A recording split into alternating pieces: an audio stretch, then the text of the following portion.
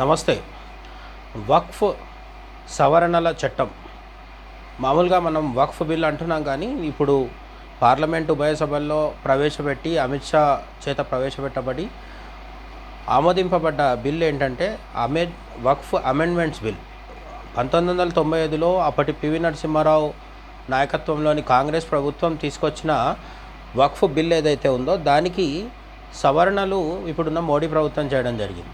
అంతకంటే ముందు నెహ్రూ కాలం నుంచి కూడా వక్ఫ్ బిల్ అనేది ఒకటి ఉంది.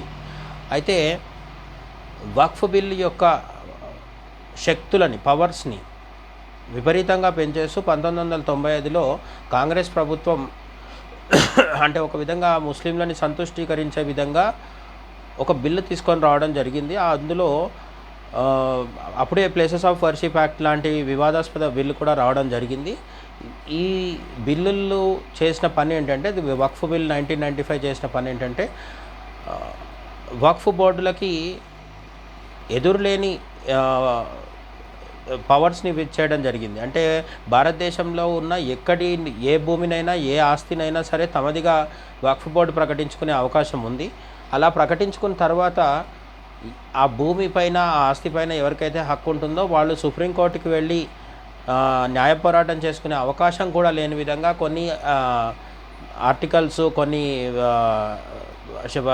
కొన్ని రకాల వ్యాఖ్యలు 1995 వక్ఫ్ బిల్లులో అప్పటి కాంగ్రెస్ ప్రభుత్వం చేర్చడం జరిగింది. ఈ విధమైన బిల్లు ఒకటి తయారవడం వల్ల చాలా సంవత్సరాలుగా వక్ఫ్ బోర్డులని అడ్డం పెట్టుకొని కొందరు భూ కబ్జాలకు, భూముల్ని లాక్కునే పనులకు పాల్పడుతున్నారనే ఆరోపణలు ఉన్నాయి. ముఖ్యంగా కేరళ లాంటి రాష్ట్రాల్లో కావచ్చు, ఇంకా ఇతర రాష్ట్రాల్లో కావచ్చు, వక్ఫ్ బోర్డులు తమ భూములు లాగేసుకున్నాయని చెప్పి హిందువులు, క్రిస్టియన్లు కాదు, ముస్లింలు కూడా, అంటే ముస్లింలలోని పేద వర్గాలు కూడా తమ యొక్క భూములని లేదా ఆస్తులని వక్ఫ్ అక్రమంగా లాగేసుకుందని కోర్టులోకి వెళ్ళి కేసులు వేయడం జరుగుతుంది. ఇటువంటి వేలాది కేసులు ప్రస్తుతం భారతదేశంలో సుప్రీంకోర్టు ముందు కావచ్చు, ఇతర కోర్టుల ముందు కావచ్చు ఉన్నాయి. అలాగే చాలా అంటే వార్తల్లో సంచలనంగా నిలిచిన కొన్ని కేసెస్ కూడా ఉన్నాయి. తమిళనాడులోని ఒక హిందూ దేవాలయం, ఆ గుడి నిర్మించి ఇప్పటికి 1500 సంవత్సరాలు అవుతుంటే 1400 సంవత్సరాల కిందట ఇస్లాం సౌదీ అరేబియాలో పుట్టడం జరిగింది. ఈ విధంగా 1400 సంవత్సరాల కిందట పుట్టిన ఒక మతంకి సంబంధించిన వక్ఫ్ బోర్డు 1500 సంవత్సరాల నుంచి అక్కడే ఉన్న ఒక హిందూ దేవాలయాన్ని, ఆ ఊరి మొత్తాన్ని కూడా తమిళనాడులో వక్ఫ్ తమదేనంటూ ప్రకటించడం జరిగింది. ఈ వార్త మనం అందరం టీవీల్లో, పేపర్లలో చూసి ఆశ్చర్యపోవడం కూడా జరిగింది. అలాగే గుజరాత్లోని ఒక మున్సిపల్ కార్పొరేషన్ భవనం కూడా, ఆ భూమి కూడా మాదేననడము, శంషాబాద్లో ఉన్న ఎయిర్పోర్ట్ భూమి కూడా వక్ఫ్దేనని చెప్పడము, అన్నిటికంటే ముఖ్యంగా ఢిల్లీలో కట్టిన నూతన పార్లమెంట్ భవనం ఏదైతుందో ఆ భవనం యొక్క భూమి కూడా వక్ఫ్దేనని చెప్పి వక్ఫ్ బోర్డులు వాదించడము, పేర్కొనడం అనేవి చాలా అంటే వినేవారిని ఆశ్చర్యానికి, విభ్రాంతికి గురి చేయడం జరిగిందనమాట. ఈ విధంగా వక్ఫ్ బోర్డులు ఎక్కడంటే అక్కడ ఏ ఆధారాలు చూపించకుండా కేవలం నోటి మాటతో భూములన్నీ మావే, ఆస్తులన్నీ మావే అంటూ ఉండడంతో మోడీ సర్కార్ వక్ఫ్ యొక్క ఈ అడ్డు అదుపు లేని పవర్స్ ఏవైతే ఉన్నాయో, ఎక్కడ పడితే అక్కడ భూములు, ఆస్తులు తమవేనని ప్రకటించుకునే వెసులుబాటు ఏదైతే కాంగ్రెస్ ప్రభుత్వం 1995లో ఇచ్చిందో దాన్ని ఇప్పుడు 2025లో ఈ వక్ఫ్ సవరణల చట్టం ద్వారా మార్చడం జరిగింది. అటు లోక్సభలో, ఇటు రాజ్యసభలో కూడా మెజారిటీ ఓట్లతో ఈ బిల్లు పాస్ అవడం అయితే జరిగింది. ఇక్కడ మనం గమనించాల్సింది ఏంటంటే, ఈ వక్ఫ్ సవరణల చట్టం పాస్ అవుతున్నప్పుడు నరేంద్ర మోడీ పార్లమెంట్లో లేరు. ఆయన థాయిలాండ్ పర్యటనలో బిమ్స్టెక్ అని అంతర్జాతీయ సదస్సులో పాల్గొనడానికి అక్కడికి వెళ్ళారు. బాధ్యత మొత్తం అమిత్ షా మీదే పెట్టి వెళ్ళడం జరిగింది. హోంమంత్రి అమిత్ షా మీద నరేంద్ర మోడీకి ఎంతటి నమ్మకము, విశ్వాసము ఉన్నాయనే దానికి ఇది చాలా ప్రత్యక్ష ఉదాహరణగా తీసుకోవచ్చు. అమిత్ షానే 2 సభల్లో కూడా అన్ని తానై ఈ వక్ఫ్ బిల్లుని విజయవంతంగా పాస్ చేయించడం అయితే జరిగింది. ఇంతకీ ఈ వక్ఫ్ సవరణల చట్టం, అమెండ్మెంట్స్ బిల్లులో ఉన్న ప్రధానమైన అంశాలు ఏంటి అని చూసినప్పుడు మనకు చాలా క్లియర్గా కనిపించేది ఏంటంటే, ఇంతకు ముందులాగా ఇక మీదట ఏ భూమిని అంటే ఆ భూమిని నిరాధారంగా ఎటువంటి పత్రాలు చూపించకుండా లేదంటే ఎటువంటి చారిత్రక సాక్ష్యాలు ఏమీ చూపించకుండా వందల సంవత్సరాల పురాతనమైన భూముల ఆస్తుల్ని మావి అని వక్ఫ్ చెప్పడానికి ఇక మీదట అవకాశం లేదు. ఎందుకంటే దీంట్లో ఇక మీదట జిల్లా కలెక్టర్ కూడా ఇన్వాల్వ్ అవ్వబోతున్నారు. అంటే ఏదైనా భూమి వక్ఫ్ తనదే అన్నప్పుడు అది కలెక్టర్ కూడా ఒప్పుకొని తీరాలి. ఇది వక్ఫ్లో పెట్టినప్పుడు చాలామంది అంటున్నది ఏంటంటే ఇది మైనారిటీల హక్కుల్ని హరించడము, ముస్లింల మతపరమైన అంశాల్లో ప్రభుత్వం చొరబడుతోంది. అంటే అందులో ప్రమేయం అంటే తన ప్రమేయం కల్పించుకొని ముస్లింలని ఇబ్బంది పెట్టే పనిగా దీన్ని అభివర్ణించడం జరుగుతుంది. అయితే ఇది కేవలం ముస్లింలకు మాత్రమే ఇప్పుడు ఏర్పాటు చేస్తున్న విషయమేం కాదు. ఎందుకంటే ఒక భారతదేశంలోని ఏదైనా ఒక ప్రాంతంలో ఒక చర్చ్ కానీ లేదా ఒక మసీద్ కానీ ఒక గుడి కానీ ఈ గుడికి సంబంధించిన భూమి అయినా సరే ఒక గుడికి పేరు మీద ఎవరైనా గుడి పేరు మీదకి రాయాలన్నా లేదంటే గుడికి వాళ్ళు తమ డబ్బులతో ఒక భూమికి కొనుగోలు చేయాలనుకున్నా సరే ఒక గుడి యొక్క ధర్మకర్తల మండలి కొంత భూమిని కొనాలనుకున్నా లేదంటే ఎవరైనా విరాళంగా ఇచ్చినా సరే ఇవన్నీ జిల్లా కలెక్టర్కో ప్రభుత్వ అధికారులకో తెలిసి మాత్రమే రిజిస్ట్రేషన్ ప్రక్రియలు ఇవన్నీ జరుగుతుంటాయి.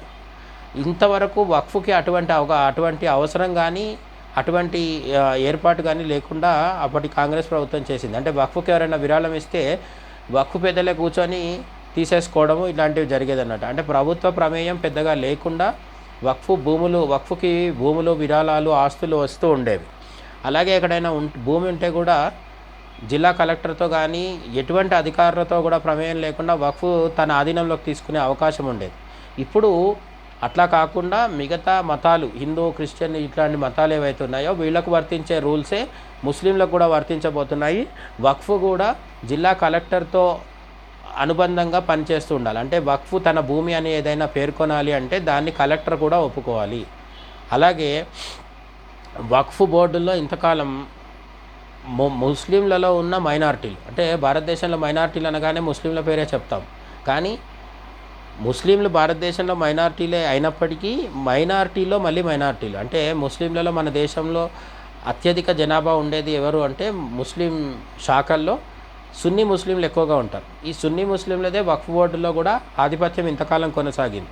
వారి తర్వాత షియాలకు కూడా కొంత ప్రాబల్యం ఉంది. కానీ షియాలు సున్నీల్ని పక్కన పెడితే బోహ్రాలు లేదంటే అహ్మదీలు ఇటువంటి అనేక శాఖలు వాళ్ళలో కూడా ఉంటాయి. వాళ్ళందరికీ కూడా ప్రాతినిధ్యం వక్ఫ్ బోర్డులో ఇంతకాలం దొరకలేదు. అలాగే పాస్మాందా ముస్లింలు అనేవాళ్ళు ఉత్తర భారతదేశంలో బాగా నిరుపేదలుగా ఆర్థికంగా వెనుకబడి సామాజికంగా వెనుకబడి ఉండే ముస్లింలు, వీళ్ళకు కూడా ఈ వక్ఫ్ బోర్డు కార్యకలాపాల్లో పాస్మాందా ముస్లింలకు ఎటువంటి ప్రమేయం ఉండేది కాదు. వాళ్ళని ఎవరు పట్టించుకునేవాళ్ళు కాదు. ఇప్పుడు మోదీ సర్కార్ తీసుకొచ్చిన సవరణల వల్ల ఏమవుతుందంటే వక్ఫ్ బోర్డుల్లో ముస్లింలలో ఉన్న మైనారిటీలు, అంటే మైనారిటీల్లో ఉన్న మైనారిటీ వర్గాలు ఏవైతే ఉన్నాయో వాళ్ళందరికీ కూడా ఖచ్చితంగా వక్ఫ్ బోర్డుల్లో ప్రాతినిధ్యం లభిస్తుంది.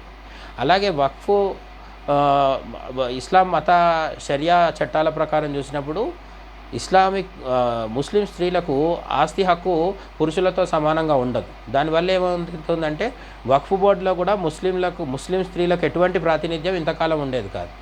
ఇప్పుడు వక్ఫ్ బోర్డులో ముస్లిం స్త్రీలకి కూడా సభ్యత్వం ఉంటుంది. వాళ్ళని కూడా దాంట్లోకి ఒక సభ్యురాలని అక్కడ ఉంచడం జరుగుతుంది. ఆమె నిర్ణయాలు కూడా ఖచ్చితంగా వక్ఫ్ బోర్డు పనితీరు మీద వక్ఫ్ బోర్డు నిర్ణయాల మీద ప్రభావం చూపిస్తాయి. ఇక అన్నిటికంటే వివాదాస్పదమైంది ఏంటంటే వక్ఫ్ బోర్డులో నాన్ ముస్లిమేతర సభ్యులు కూడా ఉండడం అనేది చాలామంది వ్యతిరేకించడం జరిగింది. ముస్లింలకు సంబంధించిన వక్ఫ్ బోర్డులో ముస్లిమేతరులు ఎట్లా ఉంటారు అంటే హిందువులు కావచ్చు, సిక్కులు కావచ్చు, క్రిస్టియన్లు కావచ్చు, వీళ్ళని మీరు ఎట్లా పెడతారు అని చాలామంది ప్రశ్నించడం జరిగింది.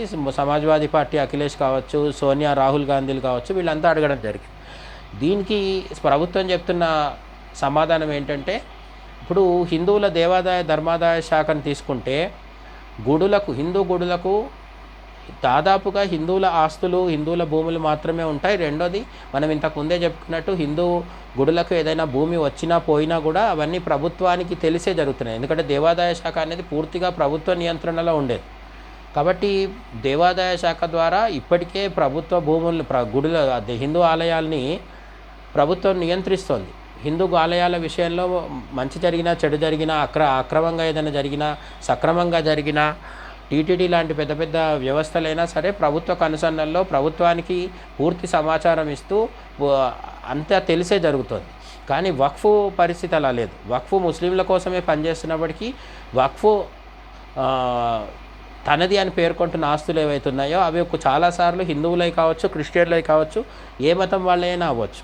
కాబట్టి వక్ఫ్ అనేది ముస్లింల కోసం పనిచేస్తూ చేస్తుండొచ్చు, కానీ ఆ వక్ఫ్ తనదిగా పేర్కొంటున్న ఆస్తులు మాత్రం అన్ని మతాల వాళ్ళే. కాబట్టి వక్ఫ్ వల్ల ప్రభావం అన్ని మతాల మీద పడుతుంది. కాబట్టి మిగతా మతాలకు సంబంధించిన ప్రతినిధి కూడా ఈ వక్ఫ్ బోర్డులో ఉండాలి అని ప్రభుత్వం నిర్ణయం తీసుకుంది. ఇక మీదట వక్ఫ్లో ముస్లిమ్స్ ఉంటారు, అంటే ముస్లింలలో మెజారిటీలైన సున్నీలు, షియాలు వీళ్ళు ఉంటారు. అలాగే వెనుకబడిన ముస్లింలలో చిన్న చిన్న వర్గాలు, వెనుకబడిన వర్గాలు అంటే ముస్లింలలో మైనారిటీ వర్గాలు ఏవైతున్నాయో వాళ్ళు ఉంటారు, ముస్లిం మహిళలు ఉంటారు, అలాగే ముస్లిమేతరులు హిందువులు కావచ్చు, ఇతర క్రిస్టియన్, సిక్కు మతాలు లాంటి వాళ్ళు కావచ్చు, వీళ్ళందరూ కూడా ఇక మీదట వక్ఫ్ బోర్డులో ఉంటారు. ఇవన్నిటి వల్ల ప్రభుత్వం చెప్తుంది ఏంటంటే వక్ఫ్ బోర్డు పనితనంలో పారదర్శకత పెరుగుతుంది, ట్రాన్స్పరెన్సీ పెరుగుతుంది అని చెప్తుంది. ఈ విషయాన్ని చాలామంది అంగీకరిస్తున్నారు కూడా. అంటే ముస్లింలలో కూడా బయటికి వచ్చి చెప్పనప్పటికీ చాలా ముస్లిం సమాజాలు, ముస్లిం వర్గాలు వీళ్ళందరూ కూడా వక్ఫ్ బోర్డులో చేసిన మార్పుల వల్ల పారదర్శకత పెరుగుతుందని నమ్ముతున్నారు. రెండోది ఏంటంటే కొన్ని లక్షల ఎకరాల భూములు వక్ఫ్ దగ్గర స్వాతంత్రం వచ్చినప్పటి నుంచి ఇప్పటిదాకా పోగవుతూ వచ్చాయి. ఈ మధ్య కాలంలో అంటే మన్మోహన్ సింగ్ పరిపాలిస్తున్న చివరి నెలల్లో 2014లో నరేంద్ర మోడీ అధికారంలోకి వచ్చే కొన్ని నెలల ముందు కూడా ఢిల్లీలో దాదాపు ఒక 123 ఆస్తులని, అంటే భూములు, భవనాలు, ఇటువంటి వాటిని అప్పటి యూపీఏ ప్రభుత్వం ఆగమేఘాల మీద ఆదరా బాదరాగా వక్ఫ్కి కేటాయిస్తూ నిర్ణయాలు తీసుకుంది. ఇటువంటివి జరిగినప్పుడు జనాల్లో వస్తున్న అనుమానం ఏంటంటే వక్ఫ్ అనే ఒక దాన్ని అడ్డు పెట్టుకొని పెద్ద పెద్ద రాజకీయ నాయకులు కావచ్చు, ముస్లిం సమాజంలో ఉన్న మత పెద్దలు కావచ్చు, ఇతర పార్టీలో ఉన్న సెక్యులర్ నాయకులు కావచ్చు, వీళ్ళందరూ కూడా వక్ఫ్ అనే దాన్ని అడ్డు పెట్టుకొని ఆ భూముల కబ్జాలు చేయడము, లేదంటే భూములు లాకేసుకోవడము, ప్రభుత్వ భూముల్ని తమ భూములుగా మార్చుకొని అమ్మేసుకొని వ్యాపారాలు చేయడము, ఇటువంటివి చేస్తున్నారనే అనుమానాలు ఉన్నాయి. అది నిరూపించే అనేక ఉదంతాలు కూడా మనకు కనిపిస్తున్నాయి. అలాగే వక్ఫ్ దగ్గర కొన్ని లక్షల భూములు ఉన్నప్పటికీ భారతదేశంలో ఉన్న అత్యంత నిరుపేద ముస్లింలు ఎవరైతే ఉన్నారో వాళ్ళ జీవితాల్లో వచ్చిన ఎటువంటి మార్పు మాత్రం కనిపించలేదు. అయోధ్యలో బాబ్రీ కూల్చిన తర్వాత, ఇప్పుడు అయోధ్య రామాలయం కట్టిన తర్వాత సుప్రీంకోర్టు 5 ఎకరాల భూమి ఇస్తే అక్కడ ముస్లింల కొత్తగా మసీదు నిర్మించుకోవాలని కోర్టు చెప్పింది. అప్పుడు కూడా ఈ వక్ఫ్ బోర్డు తన దగ్గర ఉన్న భూముల్లో నుంచి కేవలం ఒక 5 ఎకరాలు కూడా కొత్తగా కడుతున్న బాబ్రీ మసీదు నిర్మాణానికి ఇవ్వలేదు. అది ప్రభుత్వమే మళ్ళీ కేటాయించి వేరే భూమి కేటాయించి అక్కడ కట్టిస్తుంది, అక్కడ మసీదు కట్టడం జరుగుతుంది. మరి ఈ వక్ఫ్ దగ్గర దశాబ్దాలుగా 1947 నుంచి 2025 వరకు గత 80 సంవత్సరాలుగా పోగై ఉన్న లక్షల ఎకరాల భూముల్ని ఏం చేస్తున్నట్టు అంటే సమాధానం లేదు. ముస్లిం పిల్లల కోసం స్కూల్స్ కడుతున్నారా? అది ఇంతవరకు ఎప్పుడు జరగలేదు. హాస్పిటల్స్ కడుతున్నారా? అది జరగలేదు.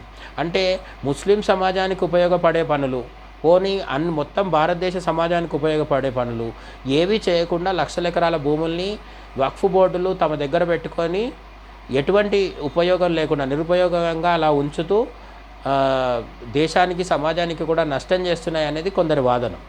అంతేకాకుండా ఈ వక్ఫ్ బోర్డు అడ్డం పెట్టుకొని లక్షల ఎకరాలని అదును చూసి, సమయం చూసి కొంతమంది రాజకీయ నాయకులు, లేదంటే స్వార్థపరులు, మత పెద్దలు వీళ్ళే స్వాహా చేసేస్తున్నారు. అంటే భూముల్ని తమ స్వార్థానికి వాడేసుకుంటున్నారనే వాదన కూడా ఉంది. దాని మీద కూడా న్యాయ విచారణలు జరిపించి అసలు ఎన్ని రకాల భూములు, ఆస్తులు దుర్వినియోగానికి లోనయ్యాయి, స్వార్థపర వ్యక్తులు తమ ఖాతాల్లో ఎన్ని వేసేసుకున్నారు, ఇటువంటివన్నీ కూడా నిగ్గుదేల్చాల్సిన అవసరం అయితే ఉంది. కాకపోతే మొత్తం మీద 2014లో మోడీ గెలిచిన తర్వాత జిఎస్టీ బిల్ లాంటి బిల్లు తీసుకురావడం ద్వారా ఒక చరిత్ర సృష్టించారు. 2019 తర్వాత ఆర్టికల్ 370 రద్దు ద్వారా మరోసారి చరిత్ర సృష్టించారు. 2024లో 272 మ్యాజిక్ ఫిగర్, అంటే సొంత మెజారిటీ లేకుండా నరేంద్ర మోడీ మొట్టమొదటిసారి సొంత మెజారిటీ లేకుండా ప్రభుత్వాన్ని ఏర్పాటు చేయడము, చంద్రబాబు నాయుడు, నితీష్ కుమార్ లాంటి వాళ్ళ సహాయంతో ప్రభుత్వం నడిపిస్తుండడంతో చాలామంది అంచనా వేసింది ఏంటంటే మోడీ 3.0 థర్డ్ టర్మ్లో మోడీ చారిత్రక నిర్ణయాలు, బలమైన నిర్ణయాలు, దూకుడు ప్రదర్శించే నిర్ణయాలు తీసుకోరని చాలామంది అనుకున్నారు. కానీ అవన్నీ వమ్ము చేస్తూ వక్ఫ్ సవరణల బిల్లు అనేది అమిత్ షా ద్వారా మోడీ పార్లమెంట్లో విజయవంతంగా పాస్ చేయించడం ద్వారా ఒక గట్టి సంకేతం అయితే పంపించారు. రానున్న కాలంలో 1 నేషన్ 1 ఎలక్షన్ కావచ్చు, అంటే జమిలీ ఎన్నికలు కావచ్చు, లేదంటే యూసీసీ బీజేపీ ఆవిర్భావం నుంచి చెప్తూ వస్తున్న ఉమ్మడి పౌరస్మృతి కావచ్చు, ఇటువంటి పెద్ద పెద్ద నిర్ణయాలు ఇంకా చాలా తీసుకోబోతున్నారు ముందు ముందు అనేది మనం గట్టిగా నమ్మొచ్చు. అయితే ఎప్పుడు ఏ నిర్ణయం తీసుకుంటారు అనేది మనం చెప్పలేం. కానీ ఈ వక్ఫ్ సవరణల చట్టం పార్లమెంట్లోకి తీసుకొచ్చి విజయవంతంగా దీన్ని బిల్లుని చట్టంగా మార్చడం ద్వారా ఒక సంకేతం అయితే ప్రపంచానికి మోడీ సర్కార్ ఇవ్వగలిగింది. గట్టి నిర్ణయాలు, బలమైన నిర్ణయాలు, చారిత్రక నిర్ణయాలు తీసుకోవడంలో ఫస్ట్ టర్మ్, సెకండ్ టర్మ్తో పోల్చినప్పుడు థర్డ్ టర్మ్లో ఇప్పుడు వెనుకబడింది ఏం లేదు. అతి త్వరలో ఇంకా పెద్ద నిర్ణయాలు ఉంటాయని అయితే మనం గట్టిగా నమ్మవచ్చు.